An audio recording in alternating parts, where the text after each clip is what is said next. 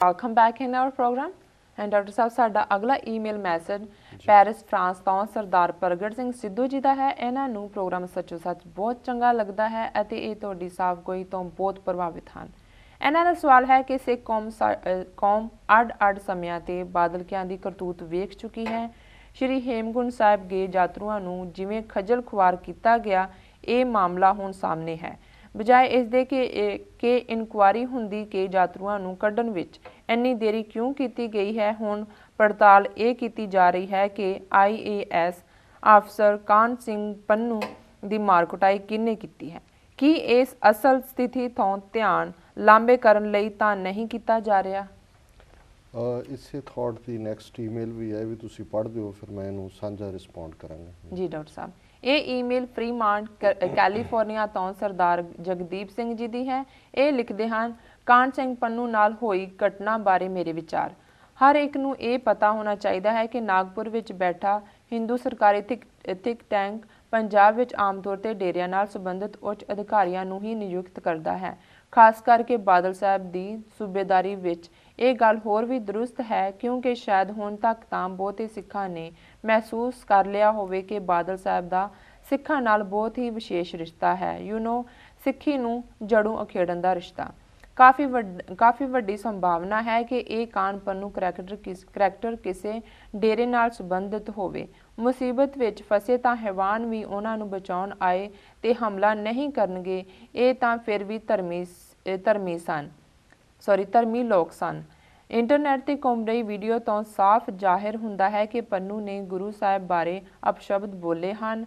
ਪੰਨੂ ਵੀ ਆਪਣੀ ਸਫਾਈ 'ਚ ਸਿਰਫ ਫੜੇ ਗਏ ਚੋਰ ਦੀ ਤਰ੍ਹਾਂ ਸਫਾਈਆਂ ਦੇ ਰਿਹਾ ਹੈ। ਮੈਂ ਗਾਲ ਨਹੀਂ ਕੱਢੀ। ਜੇ ਗਾਲ ਉਸਨੇ ਨਹੀਂ ਵੀ ਕੱਢੀ, ਅਪਸ਼ਬਦ ਬੋਲਣ ਦਾ ਇਕਬਾਲ ਤਾਂ ਤਕਰੀਬਨ ਉਹ ਕਰ ਹੀ ਰਿਹਾ ਹੈ। ਵੈਸੇ ਕਿਸੇ ਸਿਆਣੇ ਸਿੱਖ ਨੂੰ ਤਾਂ ਇੱਕੋ ਸਬੂਤ ਹੀ ਕਾਫੀ ਹੈ। ਜਿਸ ਵੀ ਵਿਅਕਤੀ ਦੇ ਹੱਕ ਵਿੱਚ ਬਾਦਲ ਸਾਹਿਬ ਨਿੱਤਰ ਆਉਣ, ਉਸ ਨੇ ਜ਼ਰੂਰ ਸਿੱਖਾਂ ਖਿਲਾਫ ਕੋਈ ਘਟੀਆ ਕਾਰਵਾਈ ਕੀਤੀ ਹੁੰਦੀ ਹੈ। ਬਾਦਲ ਸਾਹਿਬ 50 ਸਾਲ ਤੋਂ ਕੰਸਿਸਟੈਂਟ ਹਨ। ਉਹਨਾਂ ਨੂੰ ਕਿਸੇ ਕਾਰਨ ਸਿੱਖਾਂ ਦੀ ਨਸਲਕੁਸ਼ੀ ਕਰਨ, ਸਿੱਖ ਬੱਚਿਆਂ ਦੀ ਬੇਪਤੀ ਕਰਨ ਅਤੇ ਸਿੱਖਾਂ ਖਿਲਾਫ ਘਟੀਆ ਤੋਂ ਘਟੀਆ ਕਾਰਵਾਈ ਕਰਨ ਵਾਲਿਆਂ ਨਾਲ ਬਹੁਤ ਪਿਆਰ ਹੋ ਜਾਂਦਾ ਹੈ। ਪਰ ਸਿੱਖਾਂ ਵੱਲੋਂ ਆਪਣੇ ਧਰਮ, ਆਪਣੀ ਇੱਜ਼ਤ ਨੂੰ ਬਚਾਉਣ ਲਈ ਕੋਸ਼ਿਸ਼ ਕਰਨ ਵਾਲਿਆਂ ਨੂੰ ਸਜ਼ਾਵਾਂ ਉਹ ਜ਼ਰੂਰ ਦਿਵਾਉਂਦੇ ਹਨ। ਹੁਣ ਤੁਹਾਡੀ ਭਾਰਤ ਮਾਤਾ ਦੇ ਮੀਡੀਆ ਦੀ ਵੀ ਗੱਲ ਕਰ ਲਈਏ। ਇਹਨਾਂ ਨੂੰ ਕਾਹਨ ਪੰਨੂ ਕੁਝ ਕੁ ਪਲਾਂ ਵਿੱਚ ਹੀ ਬੜਾ ਇਮਾਨਦਾਰ ਆਫਿਸਰ ਜਾਪਣ ਲੱਗ ਪਿਆ, ਕਿਉਂਕਿ ਇਸ ਦੀ ਚਿੱਤਰਪ੍ਰੇਟ ਸਿੱਖਾਂ ਵੱਲੋਂ ਹੀ ਹੋ ਗਈ, ਉਹੀ ਸਾਬਤ ਸੂਰਤ ਸਿੱਖਾਂ ਵੱਲੋਂ। ਇਹੋ ਹੀ ਬਾਮਨਵਾਦੀ ਮੀਡੀਆ ਕੁਝ ਦਿਨ ਪਹਿਲਾਂ ਮਲੂਕੇ ਵੱਲੋਂ ਕੀਤੇ ਕਿਤਾਬ ਘੁਟਾਲੇ ਵਿੱਚ ਸ਼ਾਮਲ ਹੋਣ ਕਾਰਨ ਪੰਨੂ ਅਤੇ ਕੇਸ ਲਾਉਣ ਦੀ ਮੰਗ ਕਰ ਰਿਹਾ ਸੀ। ਇਸੇ ਹੀ ਮੀਡੀਆ ਨੂੰ ਸਿੱਖਾਂ ਦੀਆਂ 40 ਸਾਲ ਤੋਂ ਥਾਣਿਆਂ ਵਿੱਚ ਰੁਲਦੀਆਂ ਪੱਗਾਂ ਅਤੇ ਧੀਆਂ ਭੈਣਾਂ ਦੀਆਂ ਇੱਜ਼ਤਾਂ ਦੀ ਖਬਰ ਦੇਣ ਦੀ ਕਦੇ ਲੋੜ ਮਹਿਸੂਸ ਨਹੀਂ ਹੋਈ। ਪਰ ਇੱਕ ਡੇਰਾ ਸੇਵਕ ਦੀ ਲੱਥੀ ਪੱਗ ਦਾ ਬਹੁਤ ਦਰਦ ਹੋ ਰਿਹਾ ਹੈ। ਸਿੱਖੋ ਜਾਗੋ, ਤੁਸੀਂ ਬਾਮਨ ਦੀ ਬਾਦਸ਼ਾਹੀ ਅਤੇ ਬਾਦਲ ਦੀ ਸੂਬੇਦਾਰੀ ਵਿੱਚ ਗੁਲਾਮ ਹੋ, ਆਜ਼ਾਦ ਹੋਣ ਦਾ ਉਪਰਾਲਾ ਕਰੋ। ਹਾਂ ਡਾਕਟਰ ਸਾਹਿਬ, ਦੇਖੋ ਦੋਨੋਂ ਈਮੇਲਸ ਬੜੀਆਂ ਸੰਵੇਦਨਸ਼ੀਲ ਮਸਲੇ ਤੇ ਨੇ ਜੀ।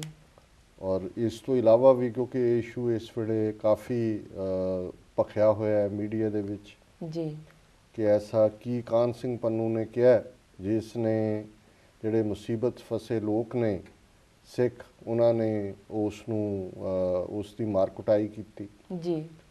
ਫਿਰ ਇਹ ਵੀ ਦੇਖਣ ਵਾਲੀ ਗੱਲ ਹੈ ਕਿ ਹੁਣ ਤਾਂ ਬੇਸ਼ੱਕ ਬਾਦਲ ਨੇ ਇੱਕ ਸਪੈਸ਼ਲ ਇਨਕੁਆਇਰੀ ਜਿਹੜੀ ਹੈ ਕਮੇਟੀ ਬਣਾ ਦਿੱਤੀ ਹੈ। ਉੱਤਰਾਖੰਡ ਦੀ ਸਰਕਾਰ ਨੂੰ ਵੀ ਚਿੱਠੀ ਲਿਖੀ ਹੈ ਬਾਦਲ ਨੇ, ਕਿਉਂਕਿ ਇਹ ਘਟਨਾ ਉੱਤਰਾਖੰਡ 'ਚ ਹੋਈ ਤੇ ਜ਼ਾਹਰ ਹੈ ਵੀ ਪੰਜਾਬ 'ਚ ਪੁਲਿਸ ਕੇਸ ਤਾਂ ਨਹੀਂ ਬਣ ਸਕਦਾ। ਪੁਲਿਸ ਕੇਸ ਤਾਂ ਉੱਤਰਾਖੰਡ 'ਚ ਹੀ ਬਣੇਗਾ ਜੀ। ਸੋ ਕੇਸ ਰਜਿਸਟਰ ਕਰਨ ਲਈ ਵੀ ਕਿਹਾ ਗਿਆ। ਪਰ ਜਿਹੜੀ ਇਹ ਵੀਡੀਓ ਸੀ, ਇਹ ਪੋਸਟ ਸ਼ਾਇਦ ਬਠਿੰਡਾ ਜ਼ਿਲ੍ਹੇ ਤੋਂ ਕਿਸੇ ਨੇ ਕੀਤੀ। ਸੋ ਉਹਨੂੰ ਫੜਨ ਦੇ ਲਈ ਪੁਲਿਸ ਜਿਹੜੀ ਹੈ, ਕਿਉਂਕਿ ਉਹ ਜਿਹੜਾ ਟੈਕਨੀਕਲ ਦੇ ਥੱਲੇ ਕਿ ਜੀ ਓਫੈਂਡਿੰਗ ਮਟੀਰੀਅਲ, ਉਹ ਕੇਸ ਉਹਨਾਂ ਨੇ ਰਜਿਸਟਰ ਕਰ ਲਿਆ ਜੀ। ਉਹ ਉਧਰ ਇਨਕੁਆਇਰ ਕਰ ਰਹੇ ਨੇ। ਮੀਡੀਆ ਦੇ ਵਿੱਚ ਜਿਹੜੀ ਕਾਂਗਰਸ ਹੈ, ਸੁਖਪਾਲ ਖਹਿਰ ਹੈ, ਉਹਨਾਂ ਵੱਲੋਂ ਇਲਜ਼ਾਮ ਲਗਾਇਆ ਗਿਆ ਕਿ ਇਹ ਸਿਕੰਦਰ ਮਲੂਕਾ ਜਿਹੜਾ ਕਿ ਕਿਤਾਬ ਘੁਟਾਲੇ ਦੇ ਵਿੱਚ ਸਾਹਮਣੇ ਆਇਆ ਹੈ, ਕਿਉਂਕਿ ਕਾਹਨ ਸਿੰਘ ਪੰਨੂ IAS ਹੈ, ਅੰਮ੍ਰਿਤਸਰ ਦਾ ਡਿਪਟੀ ਕਮਿਸ਼ਨਰ ਵੀ ਰਿਹਾ ਔਰ ਅੱਜ ਕੱਲ੍ਹ ਉਹ ਐਜੂਕੇਸ਼ਨ ਡਿਪਾਰਟਮੈਂਟ ਦਾ ਇੰਚਾਰਜ ਹੈ ਜੀ। ਔਰ ਇਹ ਗੱਲ ਠੀਕ ਨਹੀਂ ਹੈ ਜਗਦੀਪ ਸਿੰਘ ਹੋਰਾਂ ਦੀ ਕਿ ਉਸ ਦੇ ਵਿੱਚ ਇਹਦਾ ਸਬੰਧ ਹੈ। ਰਾਦਰ ਇਸ ਦੇ ਉਲਟ ਕਾਹਨ ਸਿੰਘ ਪੰਨੂ ਦੀ ਬਦੌਲਤ ਹੀ ਇਹ ਜਿਹੜਾ ਸਿਕੰਦਰ ਮਲੂਕੇ ਦੇ ਖਿਲਾਫ ਜਿਹੜੀ ਸਾਰੀ ਗੱਲ ਸਾਹਮਣੇ ਆਈ ਹੈ ਉਹਦੇ 'ਚ ਉਹਦਾ ਰੋਲ ਹੈ ਜੀ। ਔਰ ਇਹੀ ਕਾਰਨ ਹੈ ਕਿ ਇੱਕ ਤਬਕੇ ਵੱਲੋਂ ਜਿਨ੍ਹਾਂ 'ਚ ਸੁਖਪਾਲ ਖਹਿਰਾ ਵੀ ਸ਼ਾਮਲ ਹੈ ਔਰ ਦੂਸਰੇ ਵੀ ਨੇ, ਇਹ ਕਿਹਾ ਜਾ ਰਿਹਾ ਹੈ ਕਿ ਇਹ ਡੈਲੀਬਰੇਟਲੀ ਸਿਕੰਦਰ ਮਲੂਕੇ ਦੇ ਬੰਦਿਆਂ ਨੇ, ਕਿਉਂਕਿ ਮਾਰਕੁਟਾਈ ਕਰਨ ਵਾਲਿਆਂ 'ਚ 2 ਅਕਾਲੀ ਵਰਕਰ ਵੀ ਸ਼ਾਮਲ ਨੇ ਜਿਨ੍ਹਾਂ ਦੀ ਥੋੜ੍ਹੀ ਬਹੁਤ ਸ਼ਨਾਖਤ ਹੋਈ ਹੋਏਗੀ ਜੀ। ਔਰ ਜਿਸ ਤਰੀਕੇ ਨਾਲ ਇੱਕਦਮ ਸੋਸ਼ਲ ਮੀਡੀਆ ਤੇ ਵੀ ਆਇਆ ਨੈਟਵਰਕਿੰਗ ਤੇ, ਸੋ ਇੱਕ ਮੈਂ ਇਹ ਨਹੀਂ ਕਹਿੰਦਾ ਵੀ ਇਹ ਠੀਕ ਹੈ ਜਾਂ ਗਲਤ ਹੈ, ਸੋ ਇੱਕ ਥਾਟ ਇਹ ਵੀ ਹੈ ਕਿ ਸਿਕੰਦਰ ਮਲੂਕੇ ਨੇ ਹੀ ਉਹਨੂੰ ਜਿਹੜਾ ਕਾਹਨ ਸਿੰਘ ਪੰਨੂ ਨੂੰ ਸਬਕ ਸਿਖਾਇਆ ਕਿ ਵੀ ਤੂੰ ਕਰ ਲੈ ਮੇਰੇ ਖਿਲਾਫ ਕੀ ਹੈ। ਜੀ ਜੀ। ਦੂਸਰਾ ਪੱਖ ਜਿਹੜਾ ਵੀਰ ਜਗਦੀਪ ਸਿੰਘ ਹੋਰਾਂ ਨੇ ਦਿੱਤਾ ਹੈ ਕਿ ਵਾਕਿਆ ਹੀ ਉਸਨੇ ਐਸਾ ਕੁਝ ਕਿਹਾ ਜਿਸ ਨੇ ਭੜਕਾਟ ਪੈਦਾ ਕੀਤੀ, 10ਵੇਂ ਪਾਤਸ਼ਾਹ ਬਾਰੇ ਕੋਈ ਟਿੱਪਣੀ ਕੀਤੀ ਜਾਂ ਕੋਈ ਹੋਰ ਐਸੀ ਗੱਲ ਕਹੀ। ਕਿਉਂਕਿ ਅੱਜ ਇੱਕ ਹਿੰਦੁਸਤਾਨ ਟਾਈਮਸ ਦੀ ਸਟੋਰੀ ਵੀ ਸੀ ਜਿਹਦੇ 'ਚ ਇੱਕ ਬੀਬੀ ਨੇ ਇੰਟਰਵਿਊ ਦੇ ਵਿੱਚ ਕਿਹਾ ਵੀ ਹਾਂ ਉਹਨੇ ਜਿਹੜਾ ਜਦੋਂ ਇਹ ਕਿਹਾ ਕਿ ਵੀ ਉਹ ਬਾਦਲ ਦੇ ਸੋਹਲੇ ਗਾ ਰਿਹਾ ਸੀ ਕਿ ਵੀ ਇੰਨਾ ਪ੍ਰਬੰਧ ਕੀਤਾ ਰੈਸਕਿਊ, ਉਹਨਾਂ ਨੇ ਕਿਹਾ ਵੀ ਕੀ ਕੀਤਾ ਜਿਹੜੇ ਚੌਪਰ ਭੇਜੇ ਨੇ ਉਹ ਤਾਂ ਉੱਥੇ ਖੜੇ ਨੇ। ਤੇ ਉਹਨੇ ਫਿਰ ਖਿੱਚ ਕੇ ਕਿਹਾ ਕਿ ਵੀ ਹੁਣ ਇਹ ਕੋਈ ਬਾਦਲ ਦਾ ਥੋੜੀ ਕਸੂਰ ਹੈ, ਇਹ ਤਾਂ ਜੇ ਹੜ੍ਹ ਆਏ ਨੇ ਜਿਹਨੇ ਹੜ੍ਹ ਲਿਆਂਦੇ ਨੇ ਉਹਨੂੰ ਪੁੱਛੋ। ਕੁਛ ਇਸ ਕਿਸਮ ਦੀ ਗੱਲ ਉਹਨੇ ਕੀ ਕਹੀ, ਬਾਕੀਆਂ ਨੇ ਕੀ ਸੁਣੀ, ਪਰ ਕੁਛ ਨਾ ਕੁਛ ਐਸਾ ਜ਼ਰੂਰ ਹੋਇਆ ਜਿਹੜਾ ਕਿ ਸਾਹਮਣੇ ਆਉਣਾ ਚਾਹੀਦਾ ਜਿਸ ਨੇ ਕਿ ਉਹ ਪ੍ਰੋਵੋਕੇਸ਼ਨ ਪੈਦਾ ਕੀਤੀ।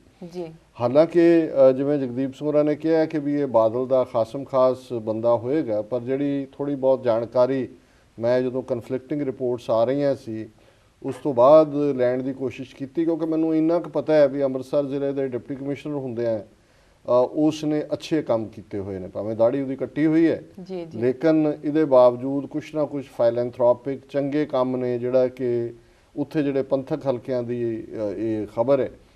ਪਰ ਉਹਨਾਂ ਦਾ ਇਹ ਵੀ ਕਹਿਣਾ ਕਿ ਕੁਝ ਸਮੇਂ ਤੋਂ ਉਹਨੂੰ ਰੋਲਿਆ ਹੋਇਆ ਬਾਦਲ ਕਿਆ ਨੇ ਵੀ, ਕਿਉਂਕਿ ਉਹ ਉਹਨਾਂ ਦੇ ਫਿੱਟ ਨਹੀਂ ਸੀ ਬਹਿੰਦਾ, ਜੋ ਉਸ ਤੋਂ ਕਰਵਾਉਣਾ ਚਾਹੁੰਦੇ ਸੀ ਤੇ ਉਹ ਕਰਦਾ ਨਹੀਂ ਸੀ।